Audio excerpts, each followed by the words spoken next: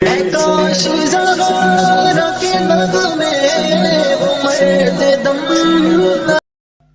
عورتیں آج کل کے دور میں پردہ کرنا اپنے لیے بہت بڑا عیب سمجھتی ہیں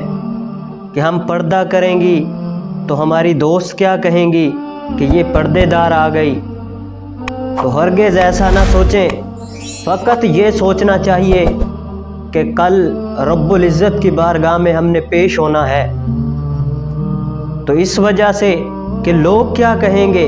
اس وجہ سے پردے کو نہیں چھوڑنا، بلکہ یہ فقط سوچنا ہے کہ میرا رب تو دیکھ رہا ہے۔ اگر یہی سوچ لیا کہ میرا رب تو دیکھ رہا ہے تو پھر اسی بنا پر ہو سکتا ہے اللہ عز و جل ہماری اس چھوٹی سی سوچ کو اپنی بلند بارگاہ میں قبول و منظور فرما لے۔ تو آئیے پردے کے بارے میں کہ حضرت فاطمہ الزہرا رضی اللہ تعالی عنہ آپ کا پل صراط پر بھی پردہ ہوگا، تو اس پر سوال کیا گیا کہ کیا محشر کے دن اہل محشر والے سیدہ فاطمہ الزہرا رضی اللہ تعالی عنہ کو پل صراط سے گزرتے ہوئے نہیں دیکھ سکیں گے؟ تو اس کے جواب میں حضرت علامہ جلال الدین سیوطی رحمۃ اللہ علیہ نے امیر المؤمنین حضرت علی المرتضیٰ شیر خدا رضی اللہ تعالی عنہ سے روایت کی ہے کہ سرکار دو عالم نور مجسم شاہ شاہ بنی آدم رسول محتشم نبی محترم محبوب رب اکرم صلی اللہ علیہ وآلہ وسلم نے فرمایا کہ جب قیامت کا دن ہوگا تو ایک منادی ندا کرے گا،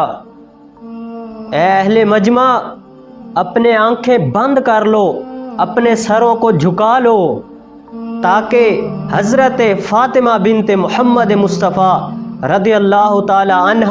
وصلی اللہ علیہ وآلہ وسلم پل صراط سے گزر جائیں۔ اور یہ حدیث پاک ہے، اور ہماری مائیں بہن بیٹیاں پردے کو عیب سمجھتی ہیں کہ لوگ کیا کہیں گے۔ نہیں، ہماری ماؤں کو چاہیے، بہن بیٹیوں کو چاہیے کہ جب ہماری بہن بیٹیاں چھوٹی عمر میں ہوں تو ان کو بچپن سے ہی پردہ کرنا سکھائیں، تاکہ اسلامی رواج ہم میں پیدا ہو اور مشرکانہ رواج سے ہماری دوری ہو جائے۔ دعا ہے اللہ عز و جل ہمیں ہمارے معاشرے کو حضور اکرم صلی اللہ علیہ وآلہ وسلم کی صاحبزادیوں کے بتائے ہوئے راستے پر چلنے کی توفیق عطا فرمائے۔ وآخر دعوایا ان الحمد للہ رب العالمین۔